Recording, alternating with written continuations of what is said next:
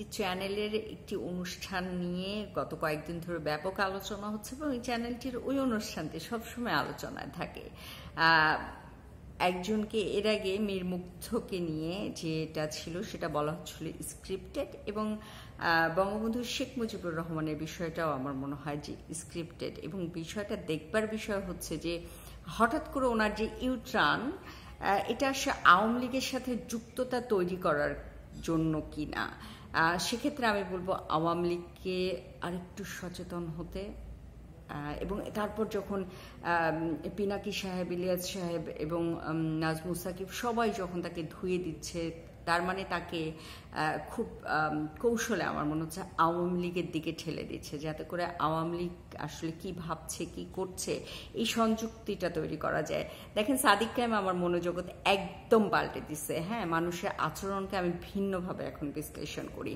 তো ওই অনুষ্ঠানটি এবং ওই অনুষ্ঠানটির যিনি উপস্থাপনার সাথে যুক্ত বা অনুষ্ঠানটি পরিচালনার সাথে যুক্ত, তাদের অনেক আচরণ, অনেক কথাবার্তা নিয়ে অনেক কিছু আছে, সেটা আমি বলতে পারছি না, কারণ একসময় তিনি আমার সহকর্মী ছিলেন।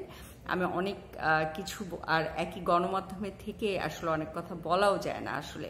তো বিষয়টা হচ্ছে যে ওই চ্যানেলটার জুলাইয়ের 24 আগস্টে ওই চ্যানেলটার ভূমিকা নিয়ে অনেক কথা আছে, সেটা নিশ্চয়ই ভবিষ্যতে বলা যাবে, ভবিষ্যতে অনেকে বলবেও। তো তাদের অনুষ্ঠানে যখন এইভাবে ইউটার্ন নেয় অনুষ্ঠানের উপস্থাপক, তখন মনে আসলে দ্বিধা আসে, সন্দেহ আসে। তো দেখা যাক, আমি বলবো যে আওয়ামী লীগ বিএনপিকে এই ব্যাপারে সচেতন থাকাটাই বোধহয় ভালো হবে, কারণ আরেকজন সাদিক কায়েমের অনুপ্রবেশ হয়তো আওয়ামী লীগ বিএনপির ভবিষ্যতের রাজনীতির জন্য কঠিন হবে। গুপ্ত কাউকে দলের মধ্যে সুযোগ না দেয়া, বিশ্বাসে না আনা, বিশেষ করে যাদের মধ্যে এই ধরনের প্রবণতা অতীতে দেখা গেছে, তাদের থেকে তো দূরে থাকার জন্যই আমি পরামর্শ দিব।